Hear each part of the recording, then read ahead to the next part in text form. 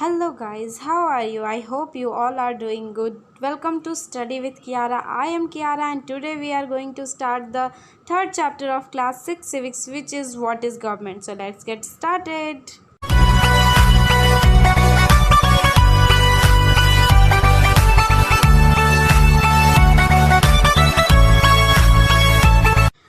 Start करते हैं इस चैप्टर को। ये चैप्टर है व्हाट इज़ गवर्नमेंट। इसमें कुछ सर्टेन टॉपिक्स होंगे जिसमें हम लोग इस चैप्टर को क्लियर कर लेंगे। आई होप कि आपको ये चैप्टर पसंद आएगा। इसका फर्स्ट टॉपिक है गवर्नमेंट। हम लोग जानेंगे कि गवर्नमेंट होता क्या है। तो government is the group of people with the authority to govern a country और स्टेट। गवर्नमेंट एक पीपल का ग्रुप होता है जिसके पास ये अथॉरिटी रहता है, जिसके पास ये पावर होता है कि वो कोई भी कंट्री को चला सके या फिर कोई स्टेट को चला सके। अब जानेंगे कि वो क्या है गवर्नमेंट का, गवर्नमेंट कैसे काम करती है और क्या क्या काम करती है। तो फर्स्ट है it makes decision and get things done. ये डिसीजन लेती है और उस हिसाब से कामों को कंप्लीट करती है। सेकेंड है the government also takes action of many social issues. Government बहुत सारे सोशल इशूज़ पे एक्शंस भी लेती है।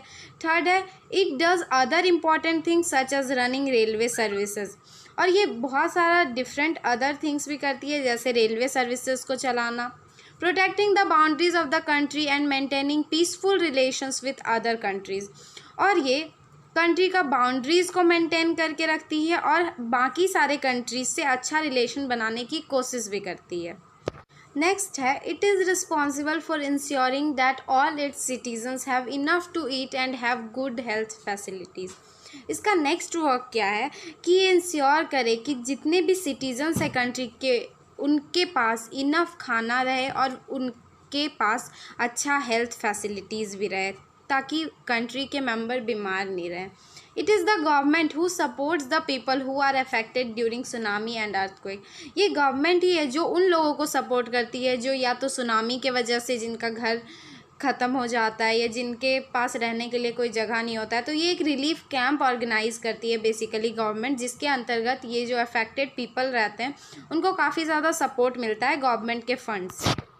नेक्स्ट टॉपिक है हमारा लेवल्स ऑफ गवर्नमेंट। तो इस टॉपिक में हम लोग जानेंगे कि गवर्नमेंट के कितने लेवल होते हैं। तो सबसे पहला लोकल लेवल। अब देखिए लोकल लेवल में होता क्या है। गवर्नमेंट इन विलेज, टाउन और लोकेलिटी। लोकल लेवल की गवर्नमेंट उसे कहते हैं जो कि विलेज में होती है, पर्टिकुलर किसी टाउन में होती है, पर्टिकुलर किसी एरिया में जो गवर्नमेंट होती है उसको बोलेंगे local level of government. Second है हमारा स्टेट लेवल। अब देखेंगे स्टेट लेवल क्या होता है। Government that covers an entire state like Haryana, Assam and many other state.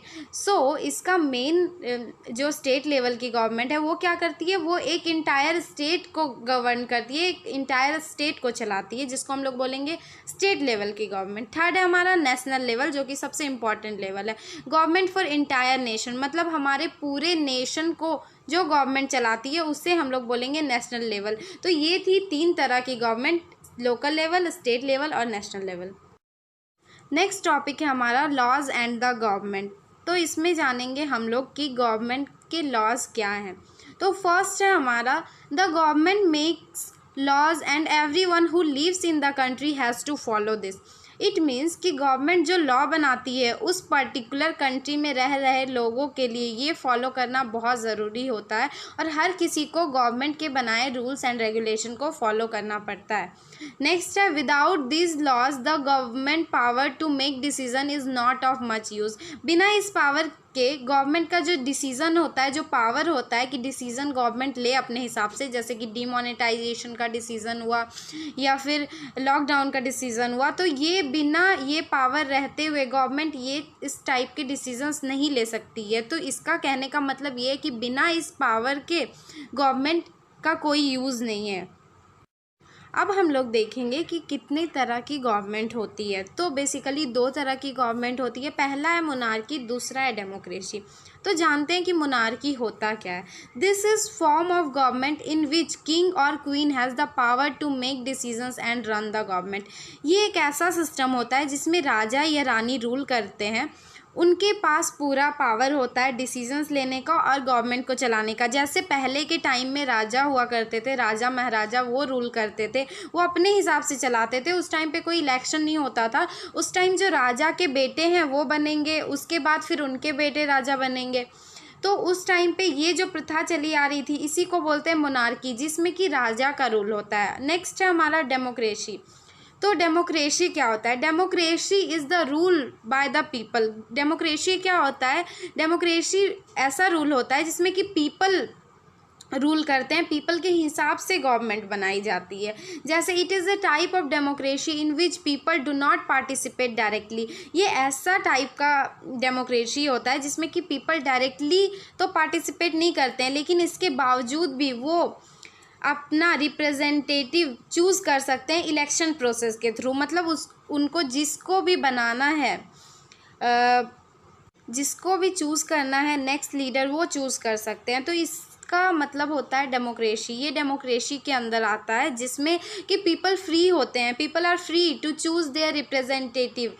It means कि पीपल फ्री होते हैं कि वो किसको चूज़ करके अपना नेक्स्ट लीडर बना सकते हैं। नेक्स्ट टॉपिक है हमारा वोटिंग राइट्स।